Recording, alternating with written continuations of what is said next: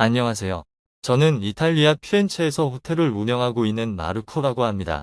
일단 제 사연을 들을 한국인 여러분들께 사과하고 싶네요. 모든 동양인을 다 같은 민족인 줄 알았던 것을요. 최근 전 제 호텔에 찾아오는 한국인에게 사과하며 고개를 숙이고 있답니다. 제가 무슨 일이 있었는지 한번 들어봐 주시겠어요? 해당 사연은 이탈리아인 마르코 씨가 제보해준 이야기와 SNS 내용을 바탕으로 재구성된 스토리입니다. 저에겐 눈에 넣어도 아프지 않을 딸이 하나 있습니다. 처음으로 아내 배에 새 생명이 자리 잡고 제가 곧 아빠가 된다는 말을 들은 순간의 기쁨은 몇십 년이 지나도 잊혀지지 않네요. 곧 태어날 아기를 위해 아기자기한 침대도 사고 귀여운 옷과 양말을 사며 아기를 만날 날을 기다리고 있었습니다. 하지만 행복은 오래가지 못했죠. 출산을 앞두고 마지막 검진을 위해 병원으로 향하던 길이었습니다. 아기 이름을 뭘로 할지 행복한 고민에 빠지고 있던 그때 반대편 차선에서 엄청난 속도로 달려와 저희 부부가 타고 있는 차를 그대로 받아버린 것이었죠. 엄청난 굉음과 함께 정신을 잃고 난 뒤 눈을 뜬 곳은 병원이었습니다. 저는 눈을 뜨자마자 아내를 찾았지만 병원에 도착하자마자 눈을 감았다고 했죠. 의사는 아내가 아기를 위해서 병원까지 꺼져가던 생명줄을 붙잡고 있던 것 같다고 했습니다. 만약 그러지 못했다면 아기의 생명도 장담하지 못했을 수 있다고 했죠. 그렇게 저희 부녀의 인생이 시작되었습니다. 아내 없이 아기를 키우는 일은 무척이나 힘들었죠. 아기를 봐줄 사람이 없어 일을 하러 나가지 못했고 밤낮 없이 울어 잠도 자지 못했습니다. 아기에 대한 기초 상식을 아내와 함께 공부했다고 생각했지만 막상 상황이 닥쳐보니 머릿속이 새하얗게 변했죠. 그냥 울기만 하는 아기를 붙들고 한 번씩은 저도 같이 울었고 그때마다 먼저 떠난 아내가 너무 보고 싶었습니다. 영원히 가지 않을 것만 같았던 시간이 흘러 부족한 아빠 밑에서도 딸은 예쁘고 해맑게 자라주었죠.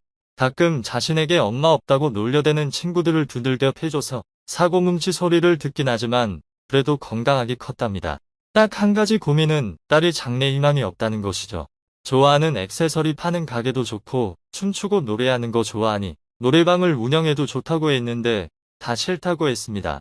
그것도 싫으면 제 호텔을 물려받을 준비를 하라고 해도 말을 듣지 않았죠. 제 타 들어가는 속을 달래주는 것은 저희 호텔 앞에 있는 작은 노점상이었습니다. 몇 년 전에 어떤 동양인 남자 청년이 호텔을 찾아왔는데요. 청년은 정중하게 호텔 앞에서 작은 노점을 하나 열어도 되냐고 물어봤죠. 보통은 물어보지 않고 노점을 시작해 여기저기 쓰레기를 버려두고 자리를 뜨는 사람들 때문에 골치가 아팠는데 이 청년은 눈빛부터가 달라 보였습니다. 솔직히 전 동양인을 무척 좋아하지 않습니다. 싫어한다고 표현하는 게 맞겠죠. 호텔 예약할 때 동양인은 거부합니다라는 문구까지 적어놓고 싶었습니다. 저희 호텔 주변은 옛날 르네상스 시대의 작품들을 볼 수 있는 박물관이 많이 있는 곳이라 항상 여러 나라 관광객들로 넘쳐났죠. 처음엔 서글서글하게 웃는 동양인의 모습이 무척이나 좋았습니다. 하지만 동양인들이 묵고 간 룸은 정말 말도 하지 못할 정도로 처참한 상태였죠. 먹다 남은 음식물들이 왜 바닥에 흥건한 것인지, 화장실은 왜 이렇게 더럽게 썼는지, 비데에도 오물이 묻어 있었습니다. 끔찍한 상태의 호텔 직원들은 동양인이 묵었던 방이라면 너무도 들어가기 싫어했죠. 어떤 동양인은 깔끔하게 쓰고 갔지만요. 동양인 대부분은 모두 중국 사람이라 동양인은 모두 더럽고 신선합지 못하다는 인식이 어쩔 수 없이 심어졌습니다.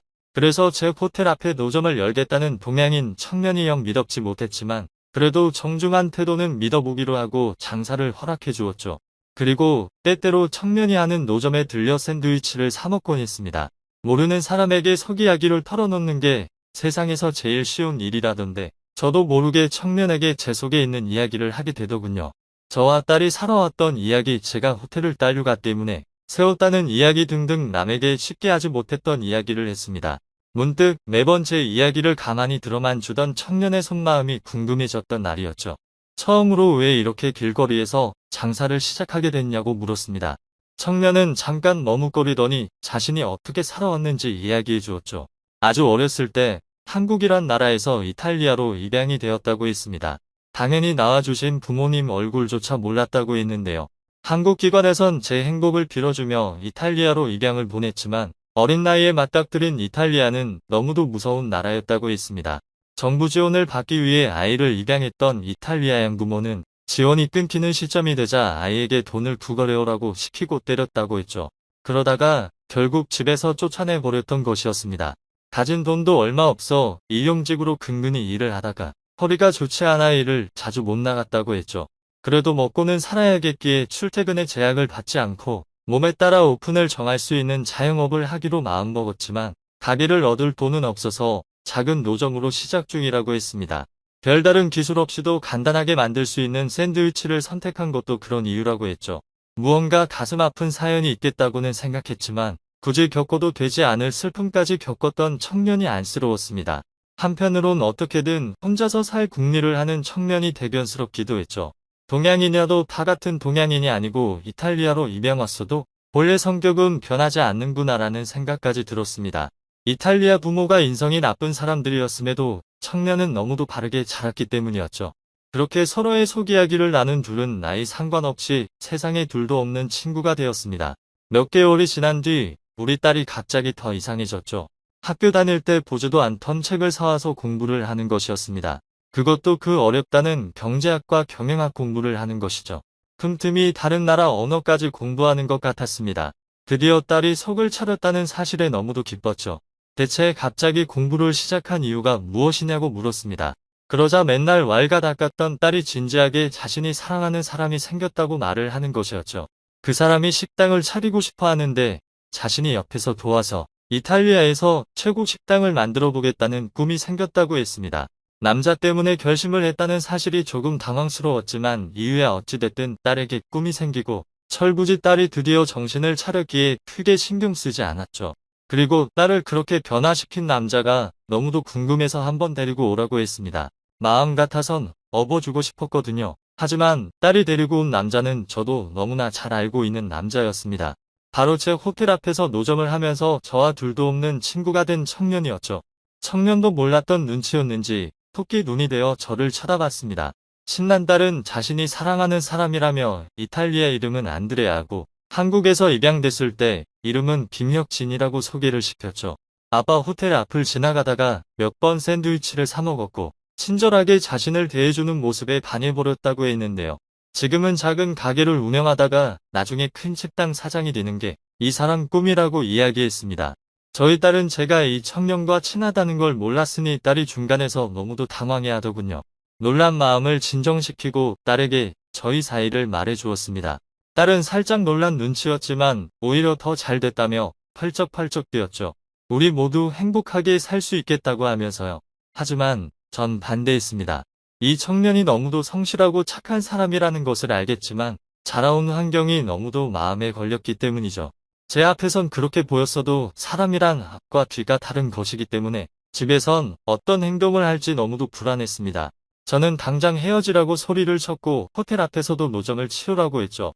거기에 하면 안 되는 말까지 하고 말았습니다. 한국이란 나라가 얼마나 나쁘길래 어린아이를 멀리 이탈리아까지 보내는 것이냐고 작은 나라답다 했죠. 중국인들처럼 똑같이 더러울 것이라는 말까지 덧붙여버렸습니다. 딸은 어떻게 그런 말을 하냐면서 청년을 데리고 집을 영영 나가버렸는데요. 며칠 동안 전화도 받지 않았죠. 혹시나 하는 마음에 가본 청년의 노점도 문을 열지 않았습니다. 하루하루 피가 말라가던 때에 드디어 딸에게 전화가 왔죠. 자신은 청년을 따라서 한국으로 갈 테니 다시는 찾지 말라고 했습니다. 청년은 문자로 너무 죄송하지만 한국의 친부모에게 연락이 와서 들어가던 찰나에 카밀라가 같이 동행했다면서 걱정하지 말라고 했죠. 하지만 그 문자 한 통에 잠자코 있을 제가 아니었습니다. 저도 무작정 한국으로 따라 들어가려고 했지만 한국이 바로 옆 동네도 아니고 어쩔 수 없이 기다려야 했죠. 다행히 한국 청년은 자신 휴대폰으로 한국 서울 어디에 있는지를 알려주었습니다. 며칠 뒤 딸을 만나면 당장이라도 머리채를 끄집고 한국 호텔에 며칠 두었다가 다시 집으로 올 생각이었죠. 직항 항공편이 없어 20시간이 넘도록 비행기를 타고 도착한 한국이란 나라는 뭔가 제가 생각했던 이미지와는 조금 달랐는데요. 청년이 알려준 주소로 가기 위해 공항 밖을 나서는데 무척 깨끗한 느낌을 받았습니다. 길거리에 쓰레기통이 없었는데도 말이죠. 일단 딸이 있는 곳으로 향했고 눈이 마주치자 딸은 청년을 죽일 듯 노려보았지만 딸은 뭔가 당당해 보였습니다. 그 태도가 더 열받게 했지만 딸은 아빠가 무시하던 한국은 이렇게 우리 이탈리아보다 좋고 깨끗한 곳이라고 했죠.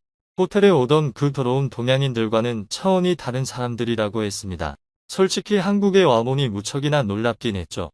제가 무척이나 잘못된 생각을 했구나는 반성도 들었습니다. 저는 청년에게 자신이 착각했다면서 미안하다고 말을 했죠. 솔직히 결혼은 부담스러우니 일단은 같이 돌아가서 천천히 생각해보자고 했습니다. 딸은 자신의 작전이 먹혔는지 알겠다면서 함께 이탈리아로 돌아왔죠. 결국 전 두 사람의 결혼을 허락해주고 두 사람이 꿈을 이룰 수 있도록 호텔 옆에 건물을 매입해 식당을 운영하라고 했습니다. 역시나 성실한 청년, 아니 제 사위는 열심히 노력해 이탈리아에서 가장 유명한 식당 타이틀을 위해 열심히 일하고 있답니다. 지금까지 마르코 씨가 한국인 사위 덕분에 자신의 잘못된 편견을 벗을 수 있던 사연에 대해 소개해드렸는데요. 어떻게 보셨나요?